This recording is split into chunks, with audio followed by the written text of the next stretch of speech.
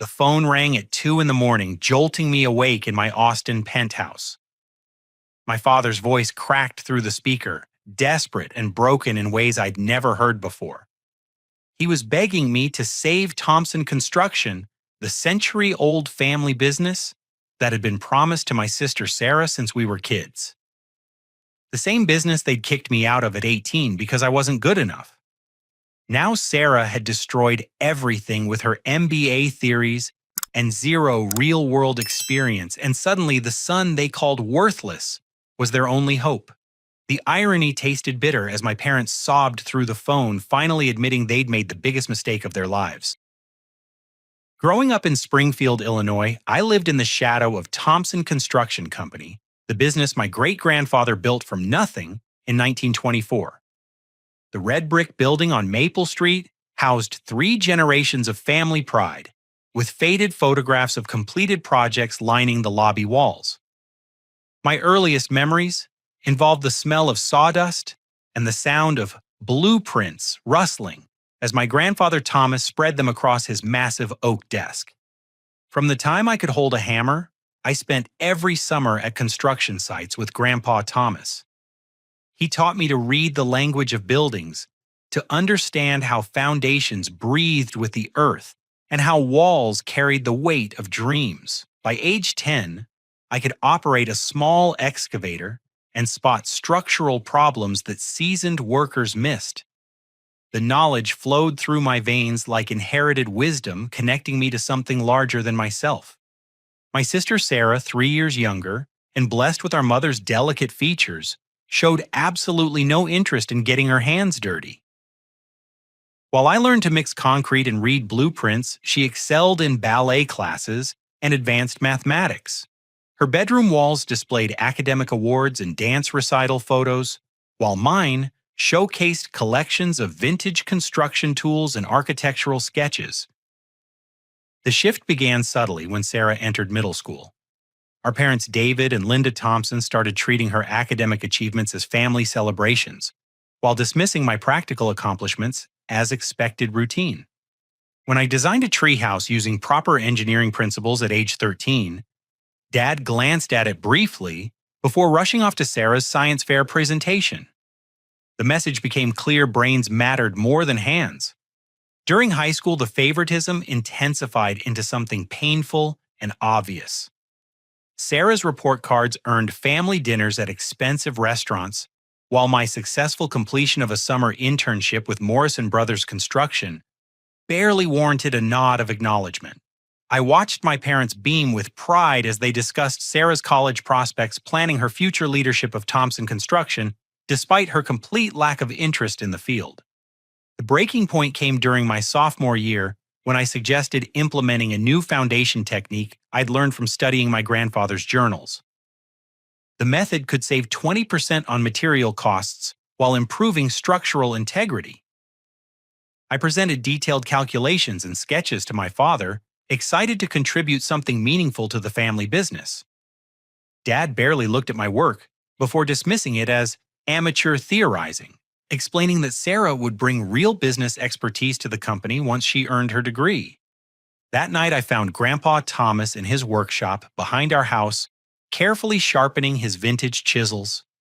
At 78, his hands still moved with the precision of a master craftsman. I told him about Dad's reaction, trying to hide my disappointment. Grandpa Thomas set down his tools and looked at me with eyes that held decades of construction wisdom. "Ryan," he said, his voice carrying the weight of experience, "your father sees numbers and profit margins. But buildings aren't just business ventures. They're promises we make to the future commitments that our work will stand long after we're gone. You understand that connection because you felt it in your hands." He led me to his filing cabinet and pulled out leather-bound journals dating back to the company's founding. Page after page revealed detailed notes about construction techniques, client relationships, and the philosophy that had built Thompson Construction's reputation. "True builders aren't made in classrooms," he whispered, pressing the journals into my hands. "They're forged through experience, one project at a time." Grandpa Thomas died suddenly of a heart attack during the winter of my junior year. The funeral filled Springfield's largest church with contractors, clients, and community members sharing stories of his integrity and craftsmanship. But while everyone mourned a respected businessman, I grieved the loss of my mentor and the only person who truly understood my passion. The night before the funeral, Grandpa Thomas's lawyer approached me privately with a small wooden box. Inside lay his original tool set from the 1940s, each piece maintained in perfect condition. A handwritten note explained that these tools had built half of downtown Springfield and should belong to someone who would honor their legacy. As we lowered his casket into the frozen ground, I clutched those tools and made a silent promise to continue his tradition of excellence, regardless of my family's plans for the business. The revelation came 3 weeks after the funeral, when I accidentally overheard my parents discussing their estate planning with their attorney in the living room. I'd come home early from basketball practice and was heading upstairs when their conversation stopped me cold. "Sarah will inherit Thompson Construction outright," my father stated matter-of-factly. "She's got the intellectual capacity to modernize operations and expand into new markets. Her business degree will be invaluable for navigating today's complex commercial environment." My mother's voice carried equal certainty. "Ryan's a good boy, but he's more suited for hands-on work. Sarah understands the bigger picture. She'll hire qualified managers to handle the day-to-day operations while she focuses on strategic growth." The attorney's pen scratched against paper as he documented their decision to exclude me from the family business I'd been preparing to inherit since childhood. They discussed my sister's potential as if she were a prized investment, while reducing me to hired help in my own grandfather's company. That evening, I confronted them in the kitchen while Sarah was at dance practice. The conversation exploded into the most painful argument of my young life. When I demanded to know why they'd written me off, my father's response cut deeper than any physical wound. "You're thinking small, Ryan.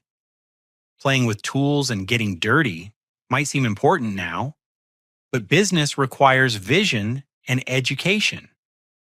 Sarah has both. You're limiting yourself to being a worker instead of a leader." My mother nodded her agreement, adding that my focus on construction techniques showed a lack of ambition. They'd already decided that Sarah's potential to elevate the family's social and financial status outweighed my genuine understanding of the business itself. The climactic moment arrived when I realized they'd never seen me as anything more than free labor, someone to maintain their equipment, while the real heir prepared for her throne. Standing in that kitchen, surrounded by 3 generations of family photos, I understood that my parents had already erased me from their vision of Thompson Construction's future. My junior and senior years of high school became a battleground between my passion and my parents' expectations. While Sarah accumulated college acceptance letters and academic honors, I threw myself deeper into construction work, taking every available internship and part-time opportunity. My grades suffered as I prioritized hands-on experience over classroom theory, a choice that horrified my parents and widened the growing divide between us. After school, I worked for various local contractors, learning different specialties from foundation work to electrical installation. Each job taught me something new about the construction industry, building a comprehensive understanding that no textbook could provide. My supervisors consistently praised my work ethic and natural problem-solving abilities, but these accomplishments meant nothing to my family. The contrast became more painful during Sarah's senior year when she received a full academic scholarship to Northwestern University. The celebration dinner at Springfield's most expensive restaurant felt like a coronation ceremony, with relatives and family friends toasting Sarah's bright future.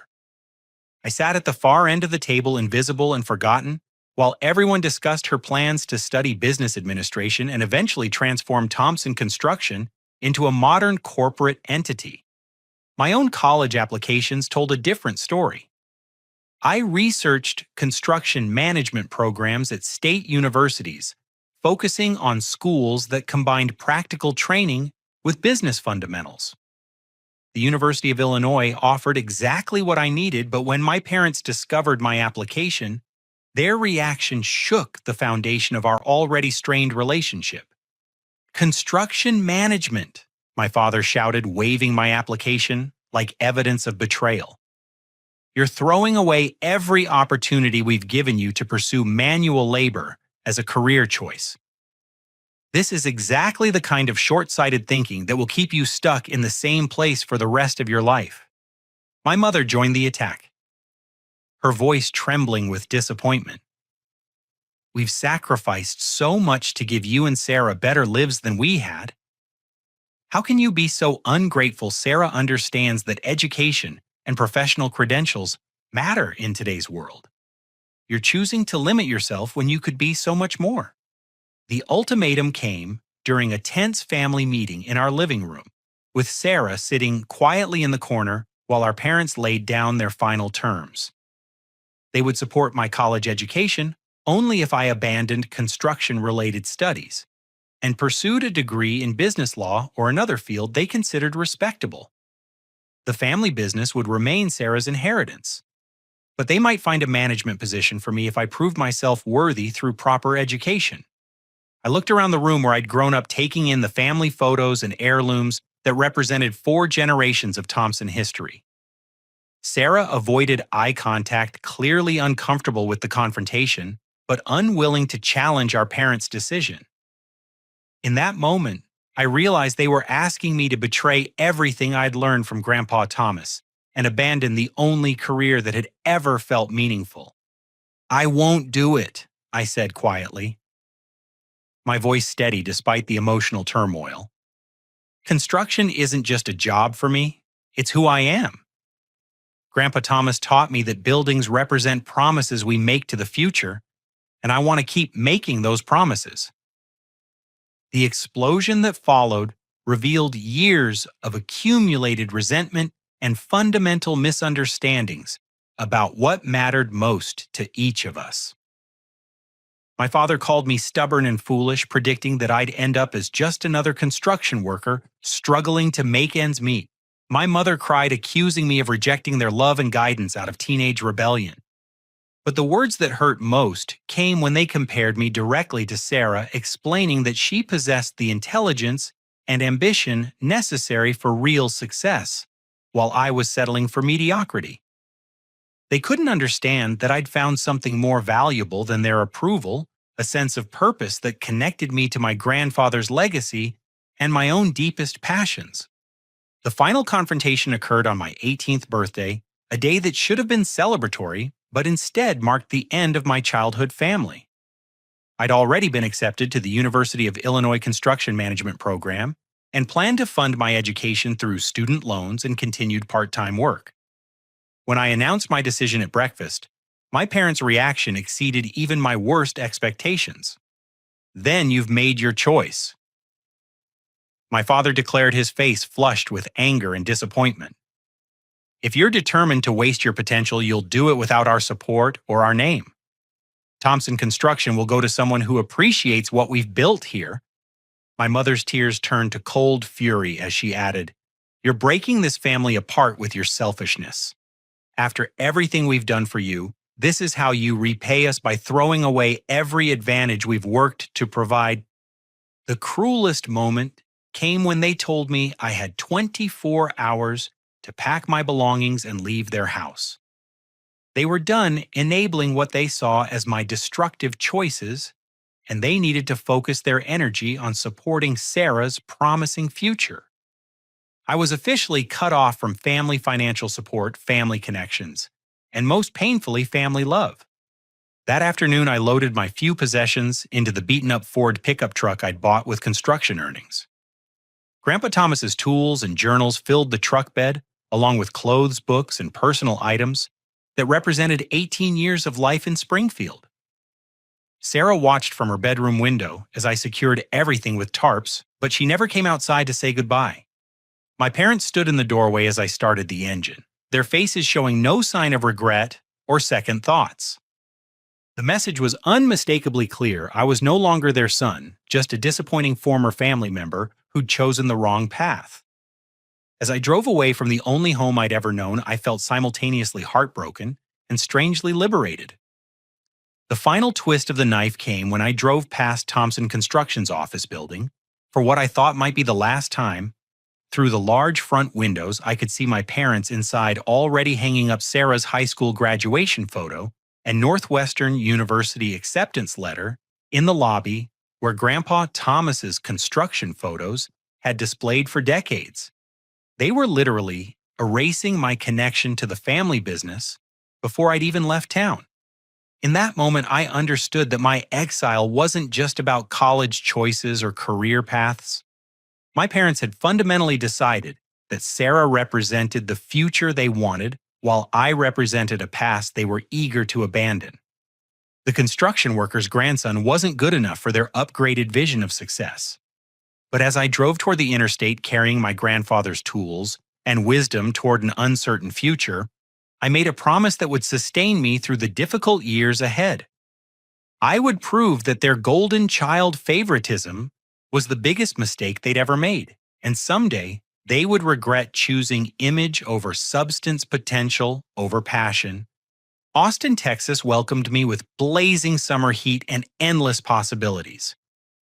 I arrived with $800 in cash, Grandpa Thomas's tools, and a determination forged by rejection and disappointment.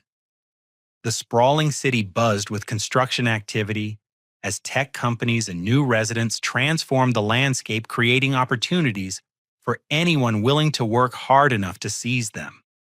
My first month involved sleeping in the truck bed and showering at a local gym while searching for both employment and affordable housing. The construction sites scattered throughout Austin's booming neighborhoods became my classroom and proving ground. I started as a general laborer for minimum wage hauling materials and cleaning work areas while observing experienced craftsmen and absorbing their techniques. The physical demands were brutal, especially during Texas summers when temperatures regularly exceeded 100 degrees. My hands blistered and bled until calluses formed, and my muscles ached constantly as they adapted to the relentless pace of commercial construction. But every sunrise brought new lessons and small victories that built my confidence and expanded my skills. My first break came when I noticed a foundation crew struggling with a drainage problem that threatened to delay their entire project. Drawing on knowledge from Grandpa Thomas's journals, I suggested a modified French drain system that could redirect water flow without requiring major excavation. The site foreman, skeptical but desperate, agreed to let me implement my solution after hours. The technique worked perfectly, saving 3 days of expensive delays and earning me recognition as someone who could think beyond basic manual labor. Word spread quickly through Austin's tight-knit construction community that the young guy from Illinois had both practical skills and innovative problem-solving abilities. Contractors started requesting me for their crews, and my daily wage increased accordingly. By winter, I'd saved enough money to rent a small apartment near downtown Austin and enroll in evening business courses at Austin Community College. The classes covered accounting, project management, and small business operations, filling gaps in my knowledge while maintaining my focus on construction excellence. I studied late into the night after full days on job sites, driven by memories of my parents' dismissal and my grandfather's example. The turning point arrived during my second year when I met Marcus Rodriguez, a Mexican-American entrepreneur who owned a small commercial renovation company. Marcus had built his business from nothing, starting as an undocumented immigrant who learned construction through sheer determination. His company, Rodriguez Restoration, specialized in updating older buildings while preserving their historical character. I was working on a downtown office renovation when Marcus noticed my attention to detail and willingness to tackle complex problems that other workers avoided. After observing me for several weeks, he approached me with an offer that would change everything. "You've got something special," Marcus told me during a lunch break, his weathered face serious but kind.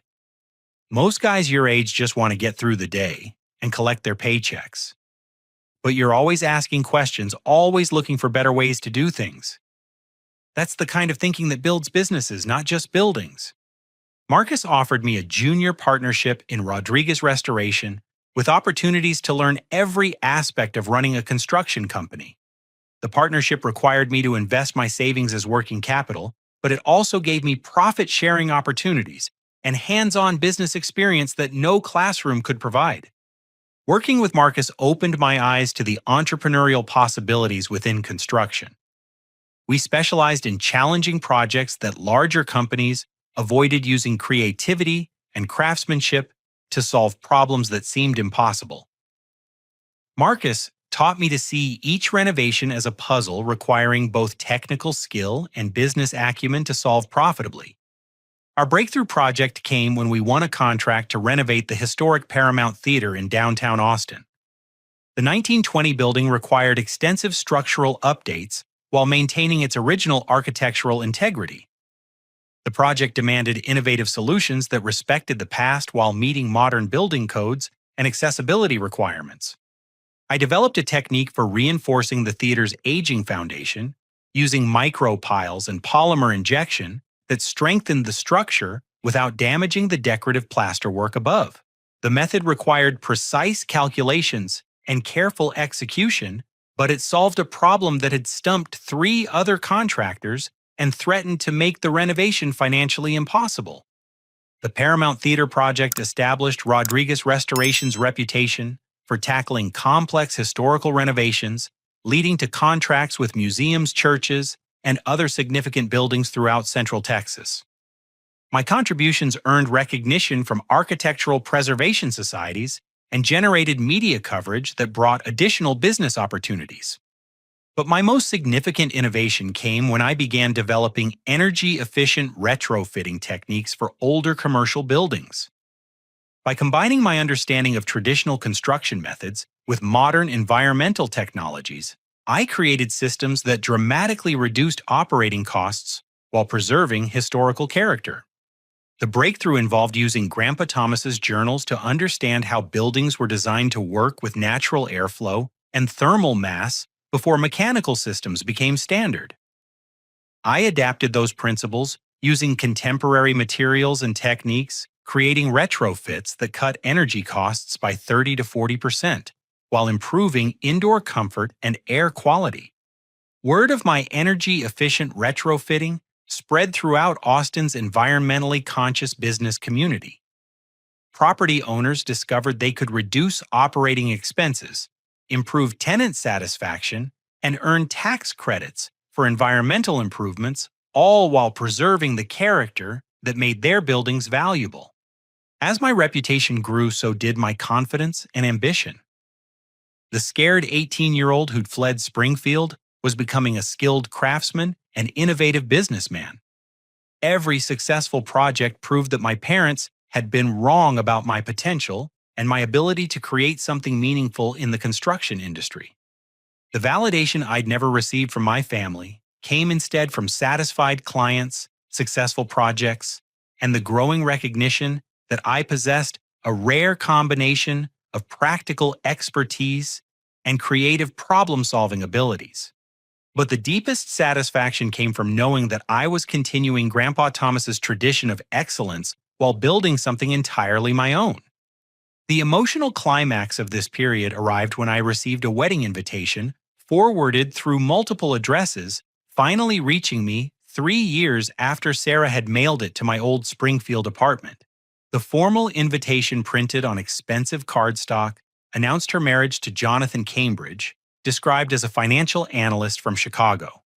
Inside the envelope, there was no personal note or family update, just the standard wedding invitation, treating me like a distant relative, whose current address was unknown and whose presence was optional.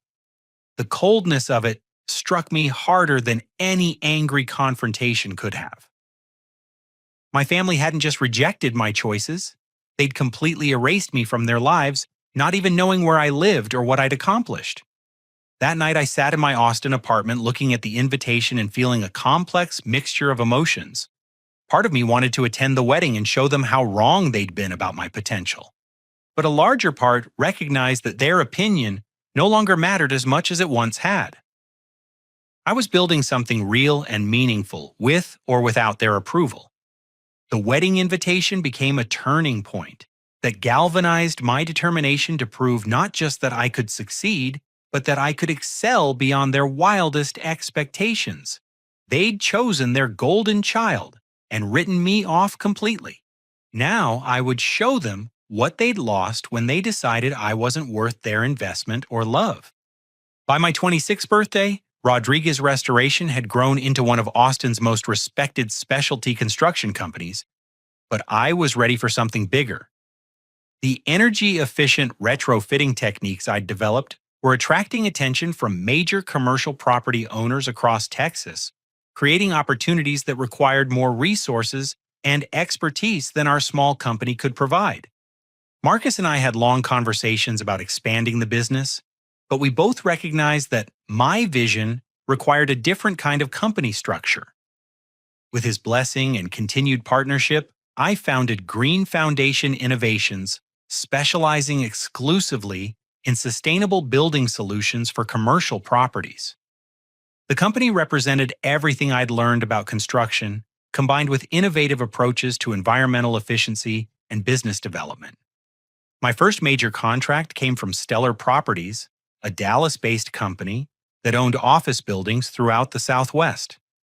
Their portfolio included dozens of older commercial buildings that were becoming expensive to operate as energy costs rose, and tenants demanded more environmentally responsible landlords. Traditional retrofitting options were either too expensive or too disruptive to justify the investment. I proposed a comprehensive approach that addressed heating, cooling, lighting, and water systems, simultaneously using my grandfather's understanding of natural building physics combined with cutting-edge environmental technologies. The pilot project involved a 1960s office building in downtown Dallas that was losing tenants due to high utility costs and poor climate control. The retrofitting took 6 months and required careful coordination to minimize disruption to existing tenants. My team installed advanced insulation systems, upgraded windows with smart glass technology, and implemented geothermal heating and cooling that tapped into the Earth's natural temperature stability. The building's energy costs dropped by 42% within the first year, while tenant satisfaction scores improved dramatically. Stellar Properties was so impressed with the results that they contracted Green Foundation Innovations for 15 additional buildings across Texas, creating a workload that required rapid expansion. I hired experienced project managers, environmental engineers, and skilled craftsmen who shared my commitment to quality and innovation. The company grew from 3 employees to 50 in 18 months. The business success allowed me to make strategic investments in real estate and emerging technologies. I bought a modern home in Austin's Hill Country, complete with panoramic views and sustainable design features that showcased my company's capabilities. The house became both a personal sanctuary and a demonstration space for potential clients, proving that environmental responsibility didn't require sacrificing comfort or style. More importantly, I was creating something that honored Grandpa Thomas's values while addressing 21st century challenges. Every building we retrofitted lasted longer, cost less to operate, and reduced environmental impact without sacrificing functionality or aesthetics. We were proving that excellent craftsmanship and environmental stewardship could be profitable rather than contradictory goals. My personal wealth grew alongside the company's success. Green Foundation Innovations contracts were generating substantial profits, while my real estate investments appreciated rapidly in Austin's booming market. By age 28, my net worth exceeded $2 million, but the financial success felt less important than the recognition that I was building something meaningful and sustainable. The industry recognition came when Green Foundation Innovations won Texas Small Business of the Year, an award that celebrated both financial success and positive community impact. The ceremony took place at the Austin Convention Center, with Governor Abbott presenting the award to honor companies that exemplified entrepreneurial excellence and social responsibility. Standing on that stage, accepting recognition for building something from nothing, I thought about Grandpa Thomas and how proud he would have been to see his lessons applied to challenges he could never have imagined.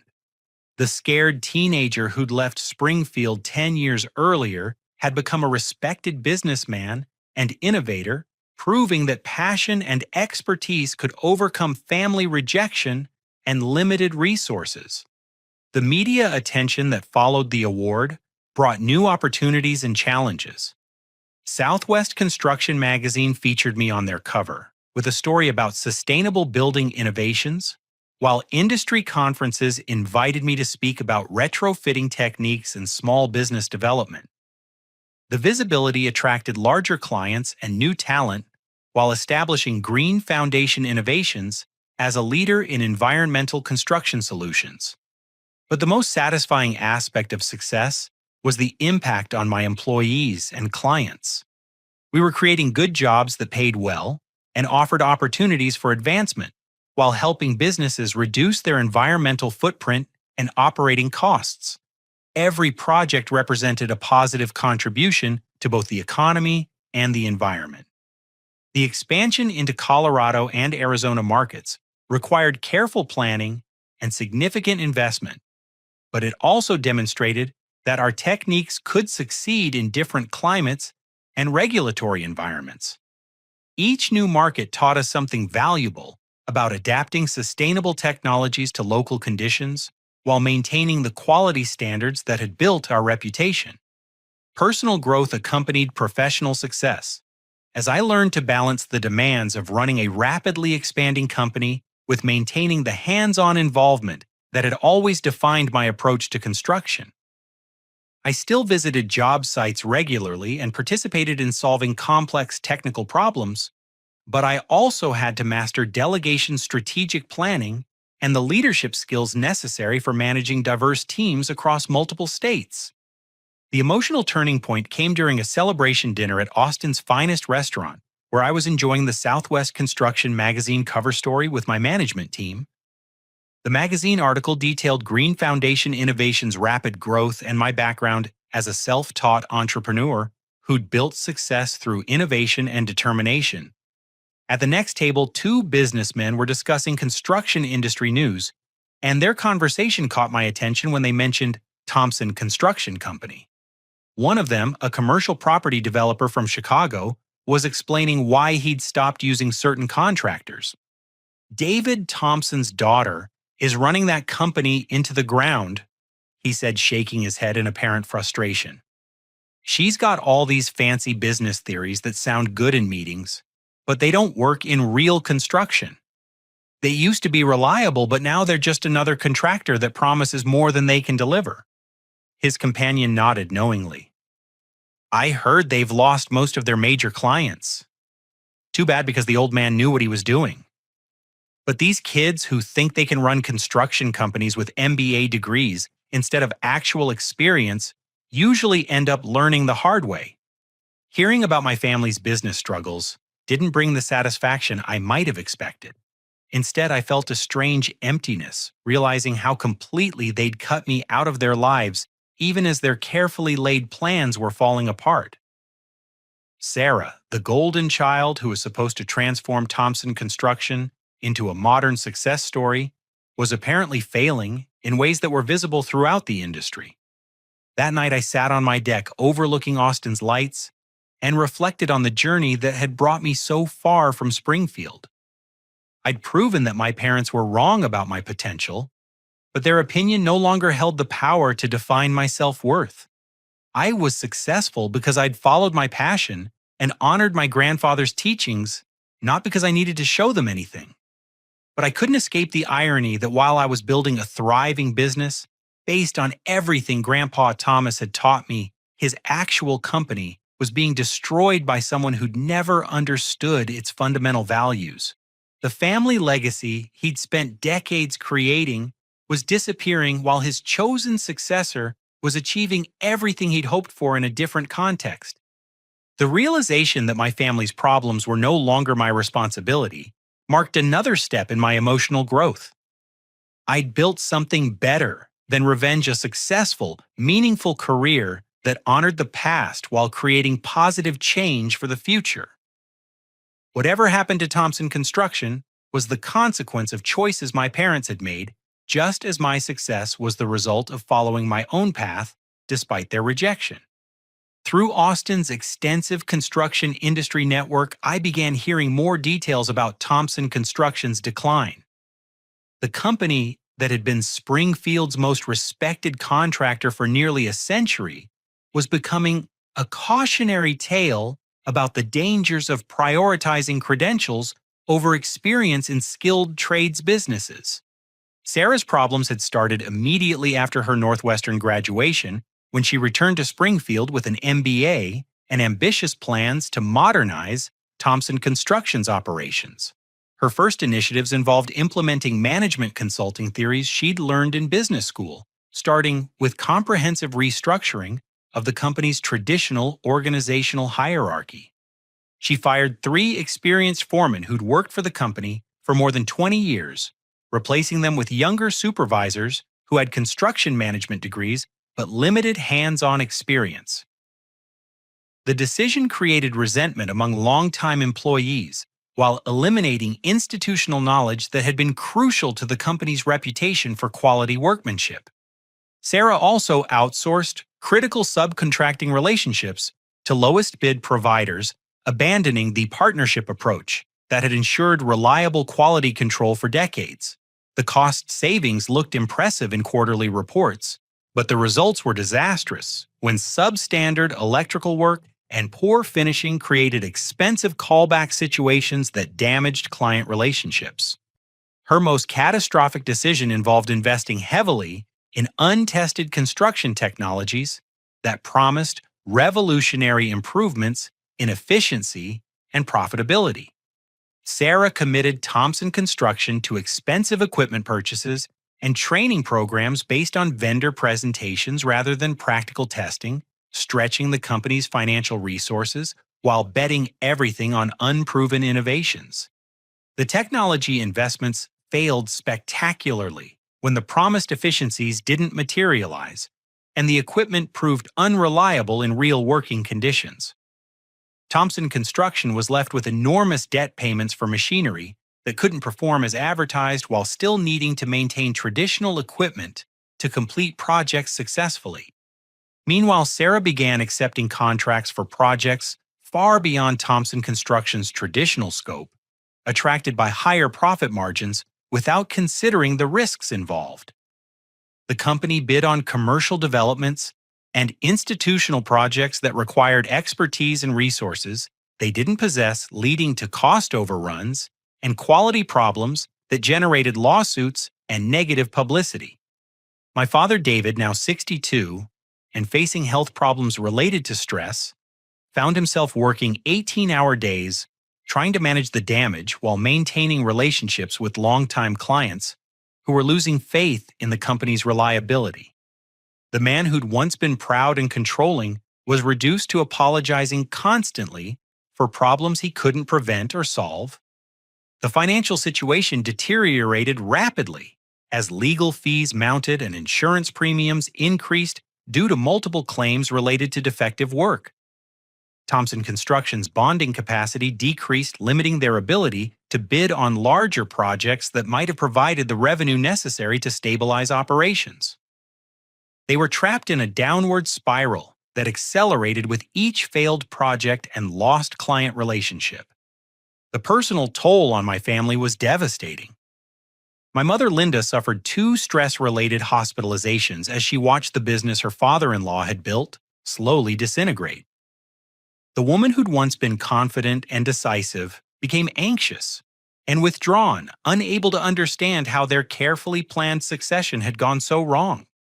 Sarah's marriage to Jonathan Cambridge collapsed after 2 years when he realized that Thompson Construction had become a financial liability rather than the asset he'd expected when proposing to the heir of a successful family business.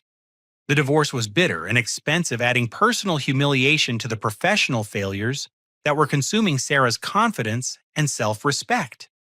Through industry contacts, I learned that several former Thompson Construction employees had approached competitors offering insider information about upcoming bid opportunities and client relationships.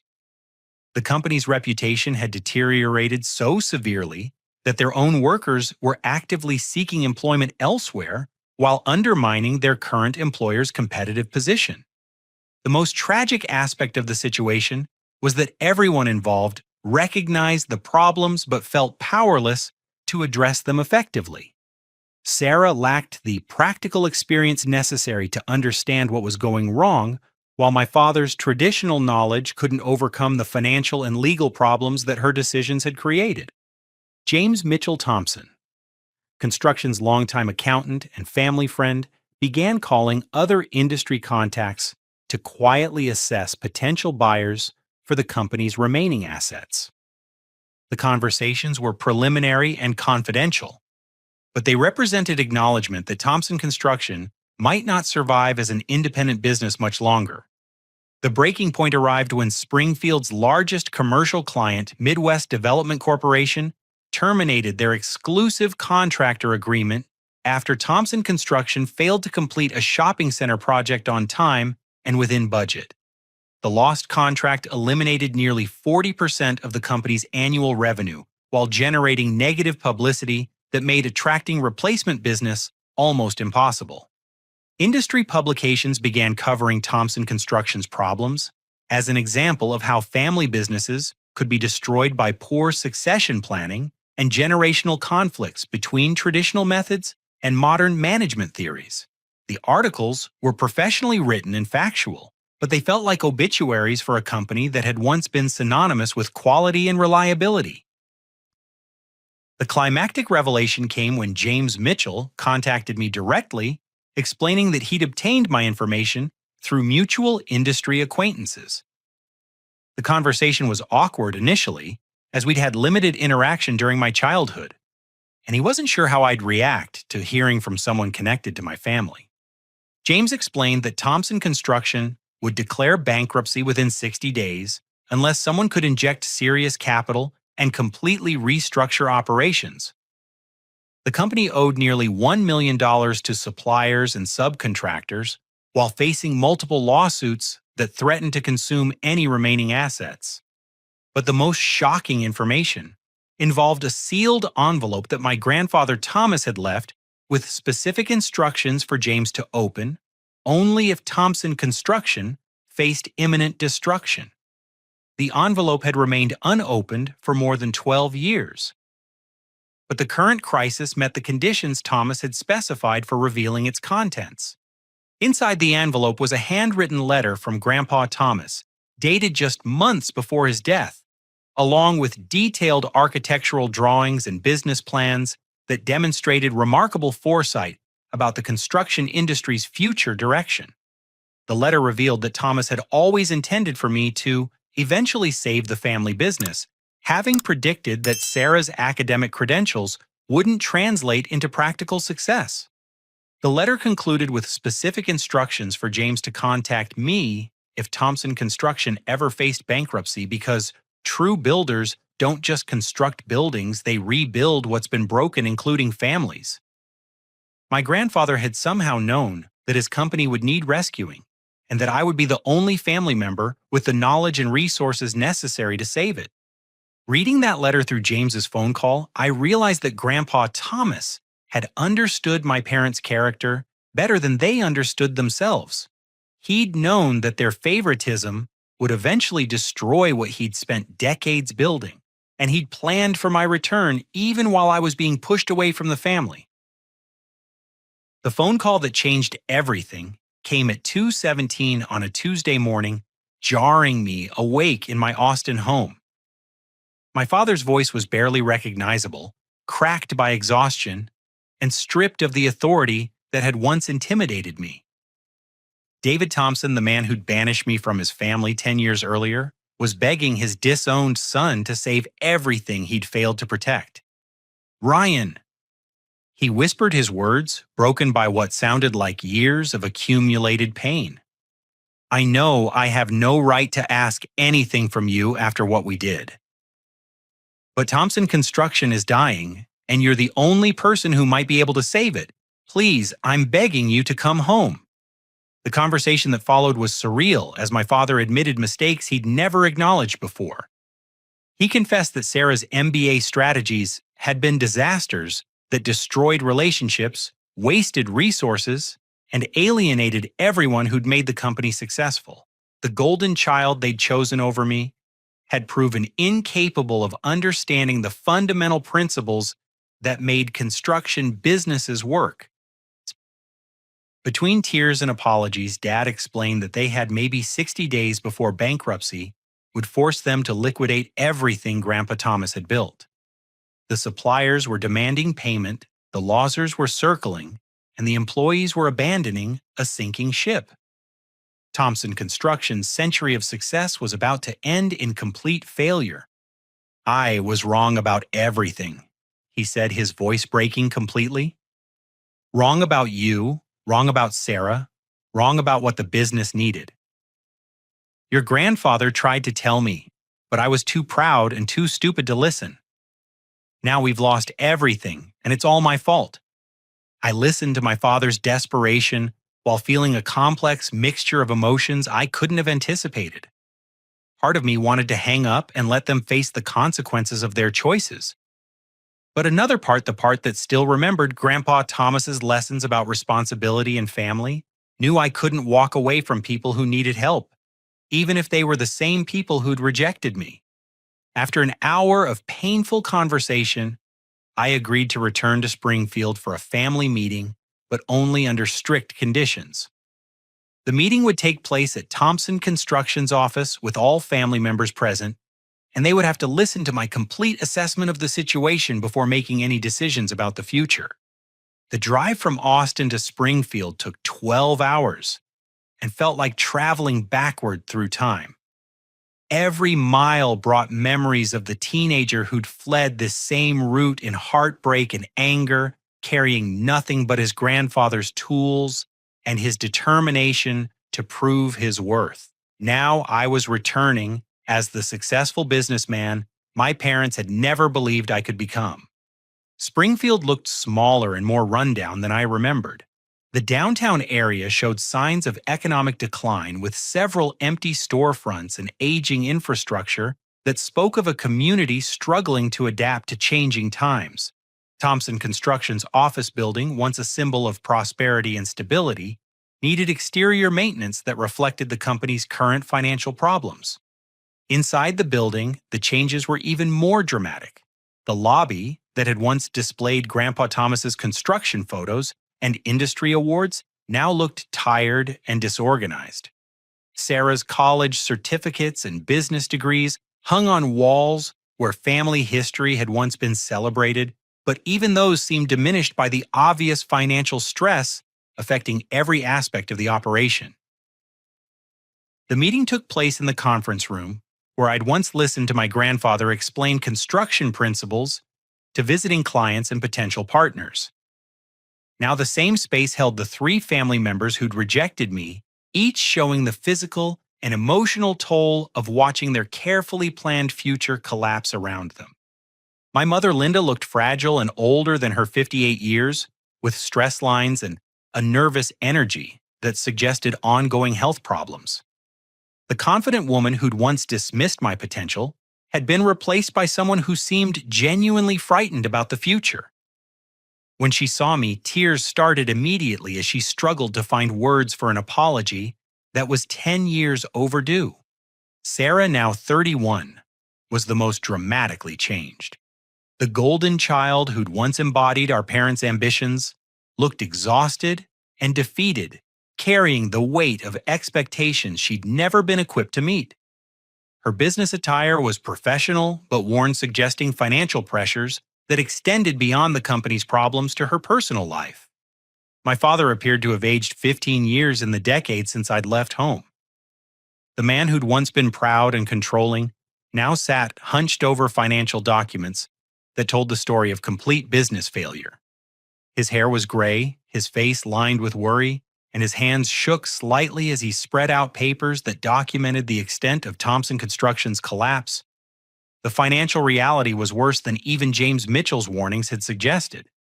The company owed $1,300,000 to various creditors while facing 6 active lawsuits related to defective construction work. Their bonding capacity had been revoked, their credit lines were exhausted, and their insurance premiums had increased to unsustainable levels due to multiple claims. But the emotional reality was equally devastating. Sarah finally spoke, her voice barely above a whisper, as she admitted truths that had taken years of failure to acknowledge. She'd never wanted the construction business, but had felt pressured to fulfill expectations that were impossible to meet. She'd known from the beginning that I was the family member who truly understood construction, but she'd been too proud and too frightened to admit her inadequacy until it was too late. I tried to reach out to you several times over the years. Sarah confessed, her eyes focused on the table rather than my face. I wrote letters I never sent, looked up your information online, even drove past your apartment in Austin once when I was there for a business conference. But I was too ashamed to make contact after what we'd done to you. The admission that she'd known about my success, but had been unable to bridge the gap between us, added another layer of tragedy to the family's collapse. While I'd been building green foundation innovations and proving my worth in the construction industry, Sarah had been drowning in responsibilities she'd never wanted and destroying something she'd never understood. My father's breakdown was complete as he acknowledged that every major decision he'd made regarding the family business had been wrong. Choosing Sarah over me, implementing her MBA strategies, abandoning the traditional approaches that had built their reputation, each choice had moved them further from success and closer to the catastrophic failure they now faced. Your grandfather knew, Dad said, his voice filled with regret and self-recrimination. He tried to tell me that you were the one who understood what this business really needed, but I was too arrogant to listen. I thought education and credentials mattered more than passion and experience. I was completely wrong. The emotional climax arrived when I opened Grandpa Thomas's sealed letter in front of my family, reading his words aloud for the first time since James had described their contents. The letter revealed detailed plans for expanding Thompson Construction, using sustainable building techniques that were identical to the innovations I'd later developed independently for Green Foundation Innovations. Grandpa Thomas had somehow predicted the future of construction and had known that I was the only family member with the vision and ability to guide the business through that transition. His letter concluded with specific instructions for giving me complete control of the company if it ever faced destruction, because true builders don't just construct buildings, they rebuild what's been broken, including families. As I finished reading, the room fell silent, except for my mother's quiet crying and the sound of papers rustling as my father gathered the financial documents that represented 4 generations of family failure and success. In that moment, I realized that my return to Springfield wasn't just about saving a business. It was about healing relationships that had been damaged by pride, misunderstanding, and the painful consequences of choosing image over substance. The decision I made in that conference room would determine not only Thompson Construction's future, but also whether our family could move beyond the mistakes that had driven us apart and find a way to rebuild trust and respect between people who'd hurt each other deeply. Looking at my broken family sitting around that conference table, I realized that revenge would be hollow compared to the opportunity for genuine healing and rebuilding. The scared teenager who'd fled Springfield had been replaced by someone capable of seeing beyond past hurts to potential futures that could honor both my grandfather's legacy and the lessons learned through years of separation and growth. I'll save Thompson Construction. I told them, my voice steady but filled with emotion. But we're going to do this the right way, using the principles Grandpa Thomas tried to teach all of us. The business will be rebuilt according to his vision and my experience focusing on quality innovation and genuine service to our community. The conditions I set were non-negotiable but fair. I would invest $2 million of my own money to stabilize operations and fund the transition, but I would have complete authority over all business decisions during the rebuilding process.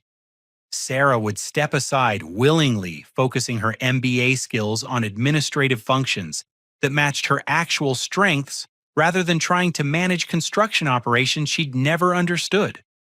My father would remain involved as a senior consultant, sharing his knowledge of local relationships and historical context while accepting that leadership had passed to the next generation. My mother would oversee customer service and community relations roles that utilized her social skills without requiring technical expertise she'd never possessed. The transformation began immediately with rehiring experienced foremen and skilled workers who'd been driven away by Sarah's misguided management theories. I personally apologized to each returning employee, explaining that their expertise was valued and that we were committed to rebuilding Thompson Construction's reputation for excellence through teamwork and mutual respect. We also terminated relationships with the low-bid subcontractors who'd contributed to quality problems, returning to the partnership approach that had sustained the company's reputation for decades. The initial costs were higher, but the improved quality and reliability quickly restored client confidence and generated positive word-of-mouth referrals. My energy-efficient retrofitting techniques adapted for the Midwest market became Thompson Construction's signature specialization, differentiating us from competitors while addressing growing demand for sustainable building solutions. We combined traditional craftsmanship with modern environmental technologies, creating services that honored the past while meeting contemporary needs. The business turnaround took 18 months of intensive effort, but the results exceeded everyone's expectations. Thompson Construction not only survived but emerged stronger than ever with a diversified service portfolio and a reputation for innovation that attracted clients from throughout the region. We were employing twice as many people as before the crisis, while generating higher profits through improved efficiency and value-added services. The personal healing process was more gradual but equally meaningful. My mother's health improved dramatically as financial stress decreased and family relationships stabilized. She became genuinely interested in understanding the construction business for the first time, asking thoughtful questions about techniques and client needs that helped her excel in customer relations. My father learned to respect my expertise in leadership while finding fulfillment in mentoring younger employees and sharing stories about the company's history. The controlling, dismissive man I remembered was replaced by someone who appreciated collaboration and recognized that true wisdom came from experience rather than authority. Sarah discovered genuine relief in stepping away from responsibilities she'd never wanted, using her business education to develop administrative systems and financial controls that supported rather than hindered construction operations. She also began pursuing her own interests in small business consulting, helping other family companies navigate succession challenges more successfully than we had. The most symbolic moment came when I restored Grandpa Thomas's original office exactly as he'd left it, adding my industry awards and magazine covers alongside his vintage construction tools and family photos. The space became a reminder that success built on solid foundations could survive any temporary setbacks or misguided decisions. 2 years after that desperate midnight phone call, Thompson Construction was thriving again as the premier contractor in Central Illinois. We'd expanded our services, improved our profitability, and most importantly, restored the reputation for integrity and excellence that had defined 4 generations of family commitment to quality construction. My personal net worth had grown substantially through both Green Foundation Innovations' continued success and Thompson Construction's profitable revival, but the financial gains felt less important than the restoration of family relationships and business principles that honored my grandfather's memory while building something sustainable for the future. The deepest satisfaction came from knowing that we transformed a crisis caused by favoritism and poor judgment into an opportunity for growth, understanding, and genuine family unity. The golden child favoritism that had driven us apart was replaced by mutual respect based on actual contributions rather than imagined potential. Standing in Grandpa Thomas's restored office, surrounded by evidence of both historical achievements and contemporary success, I realized that being pushed out of my family had been the greatest gift they could have given me. The rejection had forced me to develop independence, resilience, and expertise that I never would have gained if they'd simply handed me the business without requiring me to prove my worth. My parents' favoritism towards Sarah had been a painful mistake that caused years of family division and nearly destroyed a century-old business. But their inability to see my potential had ultimately led me to exceed even my own expectations, building success that went far beyond anything they could have provided through family connections or inherited advantages. The life lesson was clear: sometimes the greatest obstacles become the most important opportunities for growth, and the people who reject us often do us the greatest favor by forcing us to discover our own strength and potential. True success comes not from meeting others' expectations, but from following our own passion and principles regardless of external approval or disapproval. Family businesses work best when they're based on genuine capability and shared values rather than favoritism and assumed succession. The golden child approach that had seemed so logical to my parents had ignored fundamental realities about individual strengths, personal interests, and the specific skills required for construction industry success. Most importantly, I learned that forgiveness and rebuilding are more powerful than revenge or resentment. By choosing to save my family's business rather than watching it fail, I'd gained something more valuable than vindication: the satisfaction of honoring my grandfather's legacy, while creating opportunities for future generations to build on solid foundations of mutual respect and shared commitment to excellence. Thompson Construction continues to grow and innovate, serving as proof that traditional family businesses can adapt to contemporary challenges without abandoning the fundamental values that made them successful. We're not just building structures, we're building relationships, community connections, and sustainable solutions that will serve our clients and employees for decades to come. The scared teenager who fled Springfield has become a confident leader who understands that true strength comes from lifting others up rather than pushing them down. The family that nearly destroyed itself through favoritism and pride has learned to celebrate individual contributions while working toward shared goals that benefit everyone involved. As I look toward the future, I see endless possibilities for continuing to honor Grandpa Thomas's legacy while building something even better than what came before. The foundation is solid, the relationships are healthy, and the commitment to excellence remains unwavering. Sometimes the greatest success stories begin with the most painful rejections, and the families that seem most broken can become the strongest when they're rebuilt on honesty, respect, and genuine understanding. What would you do if your family chose someone else over you, only to realize years later that they'd made a terrible mistake? Would you help them rebuild what they'd destroyed, or would you let them face the consequences of their choices alone? Share your thoughts in the comments below. And don't forget to like this video if you believe that family businesses should be based on actual ability rather than favoritism. Subscribe for more stories about overcoming rejection and building success through determination and hard work. And please share this story with anyone who's ever felt like the overlooked family member. Sometimes being pushed aside is exactly what we need to discover our true potential.